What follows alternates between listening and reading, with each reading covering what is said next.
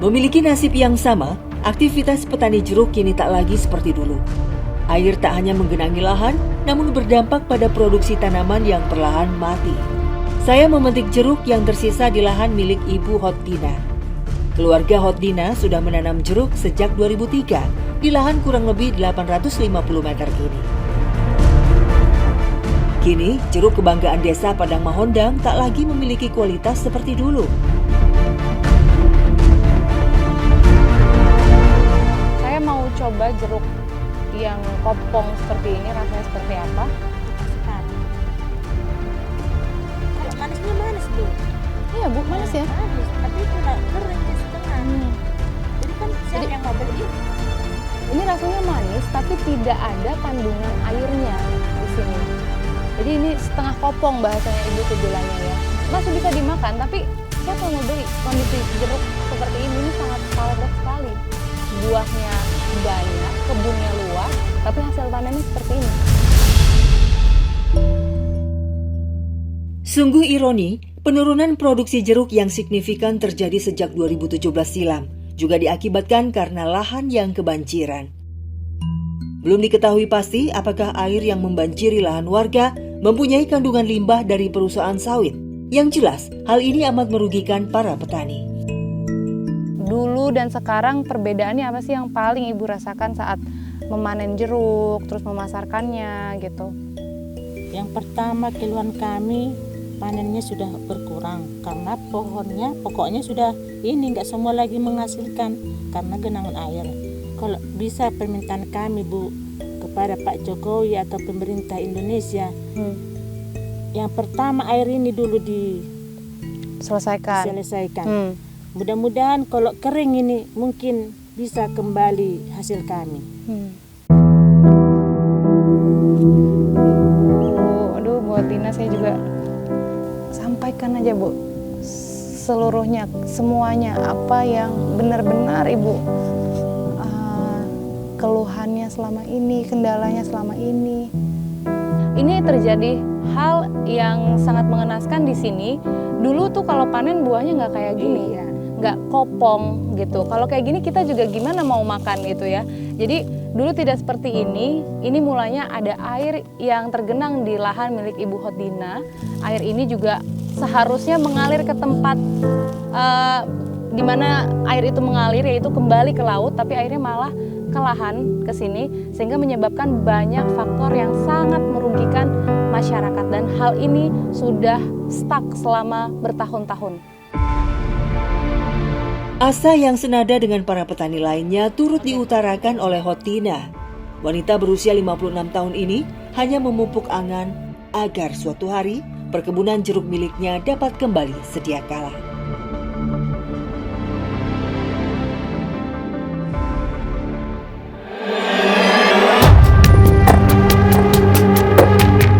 Kenyataan yang harus dihadapi ribuan petani dari 4 desa di 3 kecamatan berbeda di Kabupaten Asahan menjadi potret mengenaskan yang seolah sulit menuai keadilan. Dengan kondisi lahan kebanjiran yang disebabkan berdirinya tanggul milik perusahaan, para petani perlahan kehilangan sumber penghasilan mereka. Jeruk yang hari ini saya petik di lahan milik Ibu Hotina terpaksa tak bisa dijual. Ini gimana kalau semuanya kopong seperti ini, Bu? Itulah, Bu, jadi menjual pun kita nggak berani. Mengasih sama tetangga pun segan. Akhirnya nggak mungkin terhabiskan saya kan, ya berjatuhan lah di pokoknya. Mudah-mudahan jadi pupuk. Kalau nggak pupuk, artinya untuk apa lah ini? Nah, jadi percuma semua, kecapean. Padahal Ibu tetap rajin merawat gitu ya, tetap dipupuk, tetap disemprot ya. Disemprot, dibabat. Ininya pun selalu dibersihkan ini. Semua harapan dan berbagai upaya pernah ditempuh oleh masyarakat yang amat terdampak di sini. Namun, adakah solusi yang bisa memulihkan keadaan para petani? Kita juga bersama masyarakat turun ke bawah, dan masyarakat juga ada temuan-temuan bahwasanya karena di bawahnya ada benteng, yaitu benteng dari satu perusahaan. Tanggul tersebut kan membentang sepanjang kurang lebih 6 km. 6 kilo, jadi menghambat air yang akan turun ke arah timur, ke arah laut lah ya kan Bu ya, ke arah sungai. Jadi karena ada tadi benteng tersebut, air nggak bisa kemana-mana. Akhirnya curah hujan yang cukup tinggi membuat air tersebut naik ke permukaan, naik ke desa. Harapan masyarakat itu Bu, gimana caranya pemerintah ikut sertalah melihat keadaan banjir yang ada di beberapa desa, di beberapa kecamatan ya kan Bu, yang tergenang. Di lokasi berbeda, kehidupan masyarakat desa Gunung Berkat juga kerap menempuh perjuangan luar biasa. Para ibu di sini memiliki keseharian memecah batu sungai menjadi batu kerikil.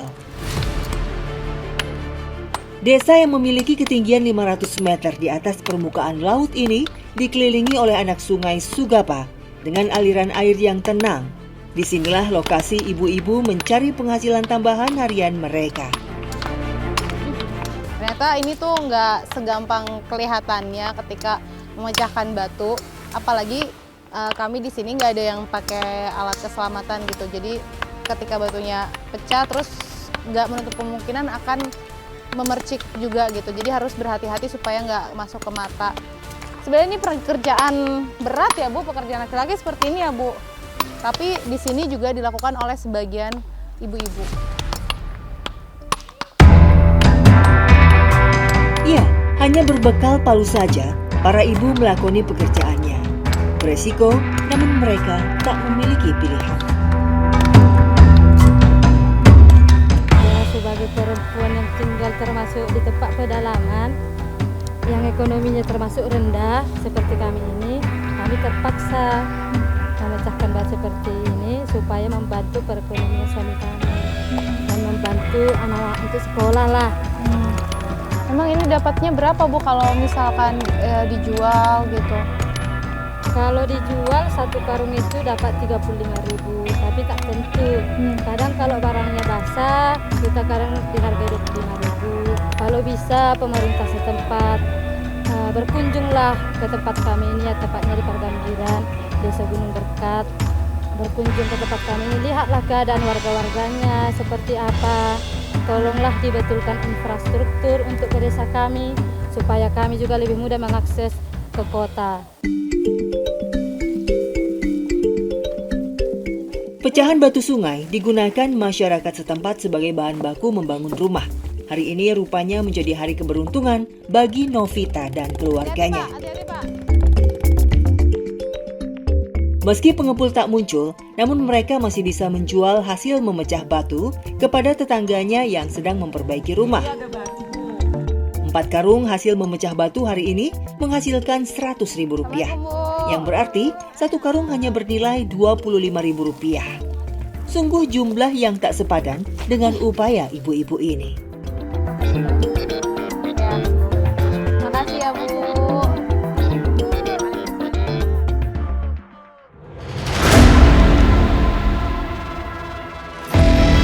Di sektor pertanian, Desa Gunung Berkat memproduksi jagung sebagai salah satu komoditi unggulan mereka.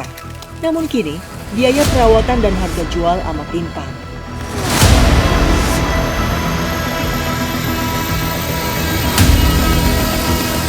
Tak ada lagi pupuk subsidi yang mereka dapatkan, sehingga warga hanya mampu membeli pupuk per kilogram.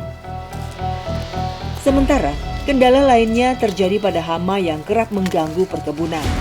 Hal itu berpengaruh terhadap kualitas jagung yang menurun dan masa panen yang tidak menentu. Beruntung, hari ini kami masih bisa memetik sebagian jagung yang tersisa. Usai jagung dikumpulkan, ibu-ibu biasanya mengupas jagung sambil beristirahat di pondok kebun. Para ibu yang berprofesi sebagai petani ini amat menimbun harapan mendalam terhadap pemerintah. Sebenarnya harapan masyarakat di Desa Gunung Berkat gitu. Apa keinginannya? Kalau Pak Presiden nonton, Ibu mau ngomong apa ke Pak Presiden, Bu? Ya kalau semoga Pak Presiden Jokowi menonton kami Pak, perhatikan kami Pak, rakyatmu yang susah. Kami Pak rindu dengan jalan yang bagus. 2 periode ya Pak, 2 periode saya mencoblos Bapak, tapi saya tidak dapat hasilnya. Kemana itu semua Pak? Kalau bisa Bapak Jokowi turun langsung ke jalan kami. Sakit kami rasakan Pak, kami tidak bisa berani buka bicara. Artinya Ibu ini merasa bahwa pemerintah setempat ya, yang pemerintah daerah Ibu di sini di Asahan ini sama sekali tidak memperhatikan. Sampai mandi pun masyarakat sini pernah di kubangan lumpur itu, Kak juga ada perhatian.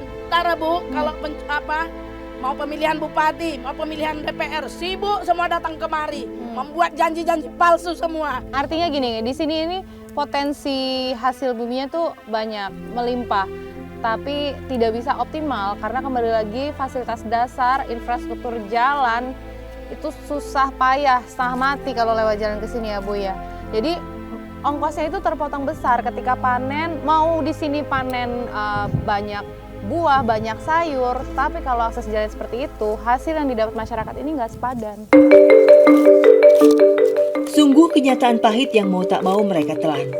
Rakyat kecil di pelosok Asahan hanya merindukan sosok pemimpin amanah agar tak luput akan kesejahteraan masyarakatnya.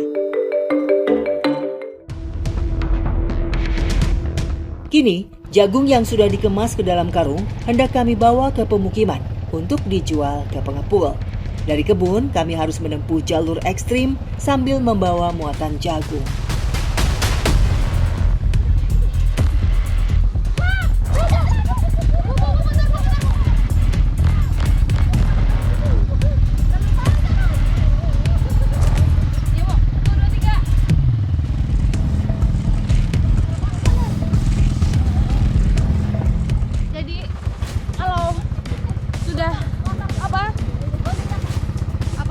Hasil panen kami ini kalau dibawa dari kebun menuju pemukiman warga itu perjuangannya berat banget karena jalannya kayak gini, berlumpur, padahal hari sedang cerah dan jalannya rusak parah.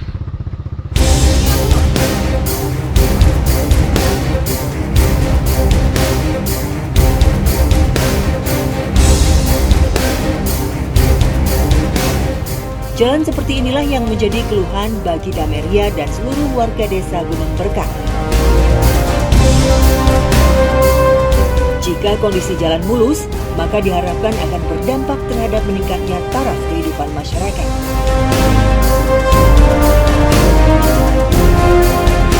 Sementara itu, saat kami tiba di warung untuk menjual hasil panen, jagung milik Dameria berbobot 5 kg. Kini harga jagung hanya bernilai Rp4.000 per kilo. Yang artinya Dameria hari ini memperoleh hanya Rp20.000. Sungguh memilukan.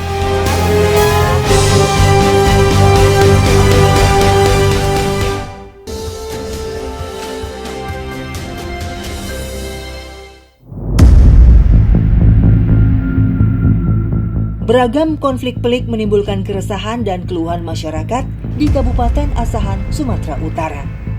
Mulai dari mereka yang tinggal di bantaran sungai hingga dataran tinggi.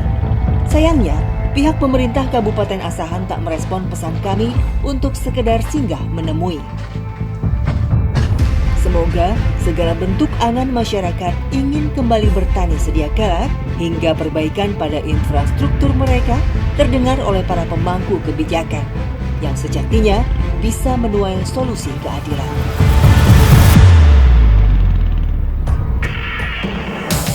Pemerintah juga harus punya solusi yang holistik.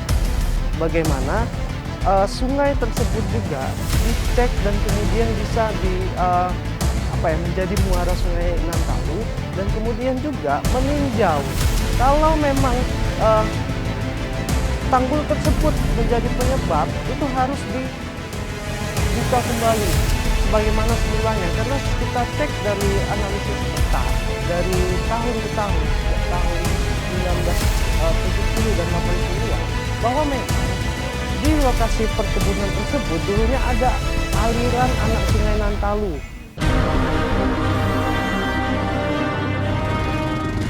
Tak terasa, program Indonesiaku kini telah berusia 14 tahun. Salah satu program andalan Trans 7 ini telah meliput berbagai kisah, potret kehidupan masyarakat di pelosok negeri dengan segala permasalahannya yang kerap kali terlupakan dan terpinggirkan. Program Indonesiaku telah menjadi bagian dari perjuangan panjang masyarakat desa terpencil untuk menuntut hak pemerataan pembangunan pada negara. Kepedulian pada mereka yang terpinggirkan alhasil membuahkan beragam prestasi dan apresiasi berbagai kalangan. Tayangan Indonesiaku bak sebuah jembatan yang menghubungkan antara harapan warga terpinggirkan dengan pemegang kebijakan. Lalu, apa kesan mereka tentang program Indonesiaku Trans 7 yang kini berusia 14 tahun? Kami warga Tabalong mengucapkan Dirgahayu Indonesiaku Trans 7 ke-14. Terima kasih pernah berkunjung ke tempat kami. Semoga tetap jadi program yang terbaik. Kami dari Desa Karanggading mengucapkan Dirgahayu Indonesiaku Trans 7 yang ke-14. Terima kasih telah berkunjung di wilayah kami. Semoga menjadi program